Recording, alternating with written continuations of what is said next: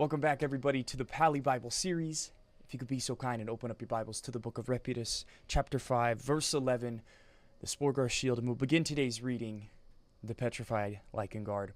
Guys, I'm excited to bring to you today a reputation video for the Paladins, the Sporgar, which begins at unfriendly, and we need to get it to honored in order to buy this Petrified Lichen Guard. So, why is this shield important for prop Paladins?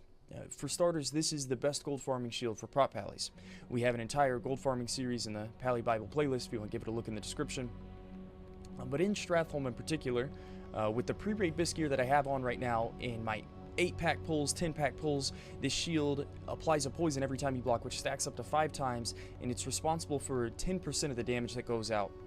And I think that this shield will continue to be, your BIS gold farming shield all the way through tier 6, but it might get replaced at some point, and you might just go for damage mitigation and plus spell damage on your shield, but probably for 90% of your gold farms, this shield is going to be the reason why you're able to pull off some of those pulls.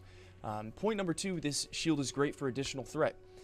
With the poison application in your spell cleave groups, you can get the shield as early as level 62, and whenever you're in dungeons, most of your threat is generated from your holy spells, but this poison application can help you hold threat. Now, in my 5-man spell cleave that we have set up for Classic, we're going to have 2 Warlocks, a Mage, a Restal Shaman, and myself as a prop pally, and I'm going to be putting Consecrate on the ground and kiting through the Mage's Blizzard, so the shield won't necessarily be applicable for threat generation, and will be replaced most likely as soon as I get my pre-raid BIS shield at 68 or 70 in Shadow Labs or the Botanica, and I'll be going for damage mitigation and not necessarily this shield at level 70. While it is a good shield, I think that there's more value in survivability. Once you're at level 70 doing heroics, you won't necessarily use this shield. This will be more of a gold farming shield. And then the third point, like I said, you can get the shield as early as level 62. You have to start a quest chain in order to even unlock the quest where you can start gaining reputation with these guys. And the last question I want to answer is it worth picking up at level 62 and on a fresh launch? So in my scenario, we're going to be doing a spell cleave and trying to get to 70 as quickly as possible, and like a week 1 Karazhan clear. And as you'll see, we're going to go over how to get the shield and the reputation required as quickly as possible, but my estimation is it's going to take 2 to 3 hours, and in a scenario where you're going for a week 1 Karazhan, honestly, the threat generation that you're going to gain with this shield, I'm not necessarily going to pick this up at 62, but if you're going at a slower pace and you're questing and you're leveling up in the open world, absolutely you're going to want to get this at 62. And if you're questing as a prop paladin and you're pulling 3, 4, 5 mobs in the open world, this shield is going to make it loads easier in order to pull 3 or 4 mobs at a time while you're questing. So yes, you will want to get this at 62, and let's go over how to do that. So the first quest you're going to want to pick up is in Cenarian Refuge, off of Ikean, the Umberfin tribe. And so it's a kill quest. This is probably going to take you about 20 minutes, and then it'll open up another kill quest, and then we'll be able to start earning reputation.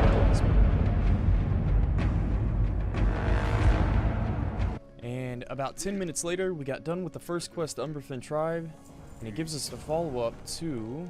Oh, actually, he doesn't give us the follow-up. This unlocks a quest. I actually think it's from the lady right next to her. Saving the Sporlocks. So now this quest is available to us, and you're going to want to go do another kill quest, which requires 20 mobs to kill, and you got to go pick up the belongings. So hopefully, I did this at level 70. Hopefully you get a group to just knock this quest out. You're not necessarily doing it for XP. Hopefully you can get a group to do it in 10 minutes. We'll see how long this takes at level 70 to complete the second part.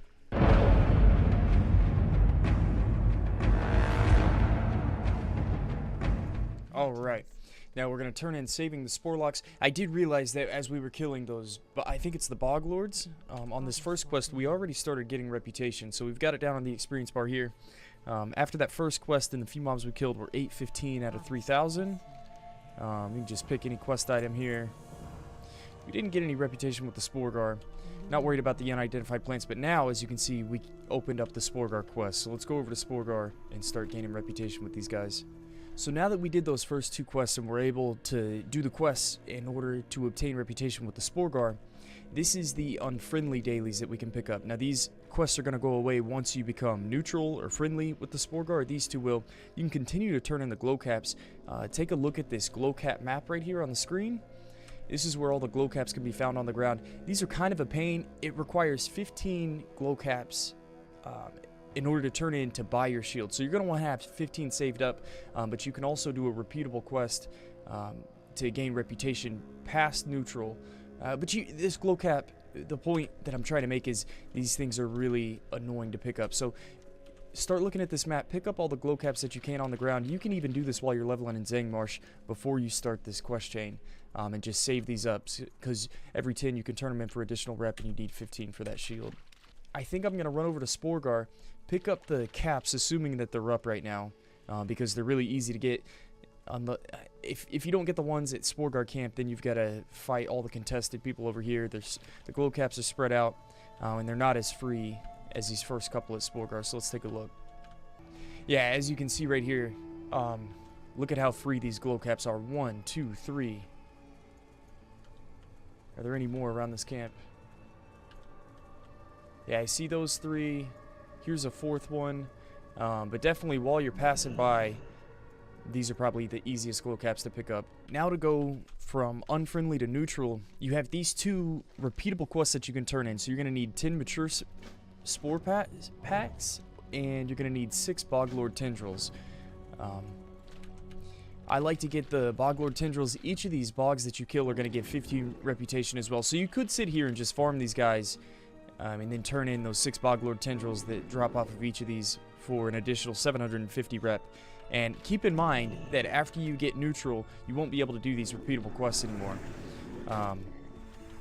So you may not want to farm these mobs all the way to unfriendly and not capitalize on some of these quests.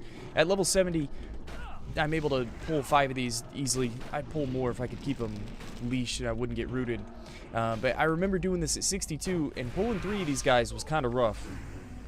So killing these guys won't exactly be optimal if you're solo at level 63. I would suggest rather picking up the caps around here and turning in the repeatable quest for every 10 caps, as you'll see in a second. So yeah, we got 15 reputation apiece, and we didn't get a single tendril to drop off of these guys. So you're really just gaining rep off of the kills at the moment. Now let's look at how many of those shrooms are around. You want to pick up 10 of these caps, and they're just repeatable quests. I'm not sure which is going to be faster for you or what you prefer, but you can make that decision.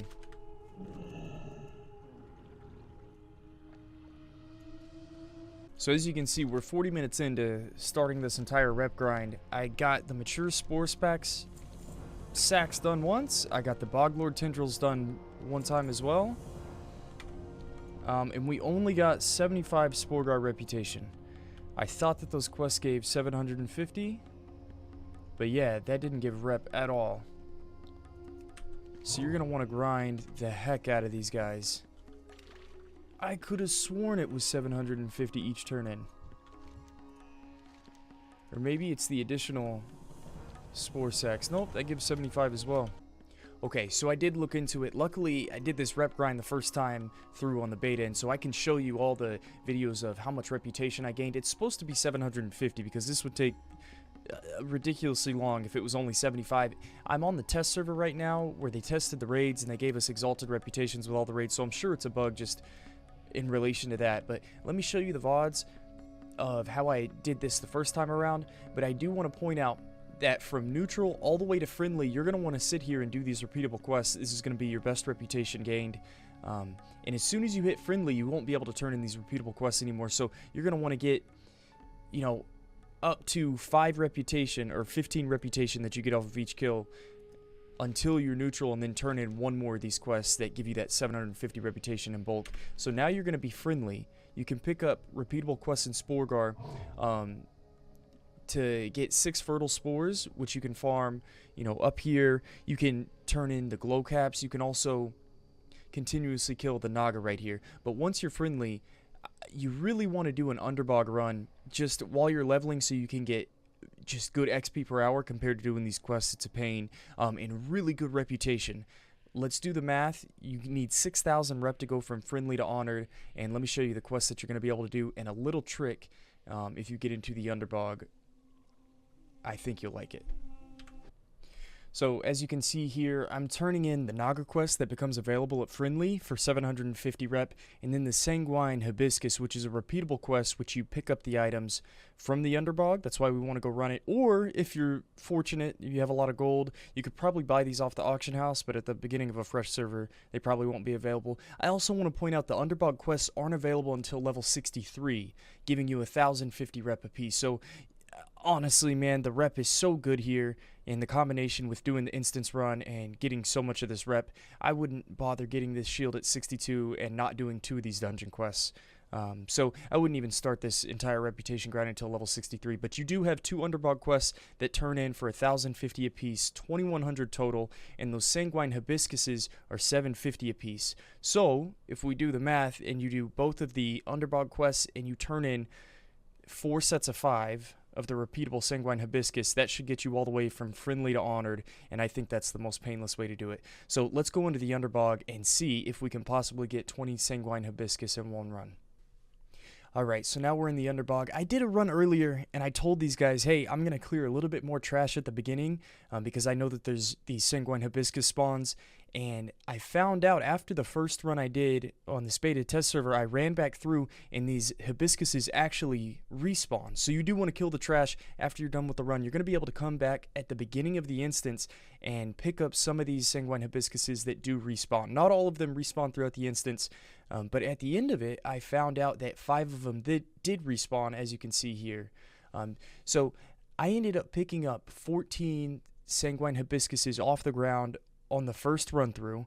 I got 1 off of a mob, and then there were 5 additional respawns that came from the Sanguine Hibiscus. So I actually, got the hot hands. I got the high roll. I got 20 Sanguine in one run. That's assuming that nobody else in your group is going to pick them up off the ground. Maybe you'll get lucky and loot one off of one of the mobs. You could even ask your group, if nobody else is going for the Sporgar reputation, if they're nice enough to hand those additional Hibiscuses over to you. But honestly, I think you might be able to make a little bit of gold off of this, because every prop Paladin's going to want this shield.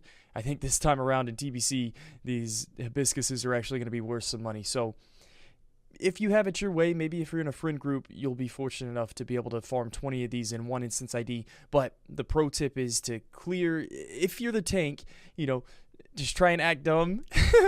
Like you don't know where you're going. Clear additional trash, go left, then go right here at the beginning. Pick up all the Sanguine, because at the end, you're going to want to run through the beginning again and pick up some of the ones that respawned. I stuck around for 30 minutes, and they didn't seem to respawn a third time. Or a second time, rather. Just that one time. So anyways, I was able to pull 20 Sanguine in one instance ID. Hopefully you're fortunate enough too.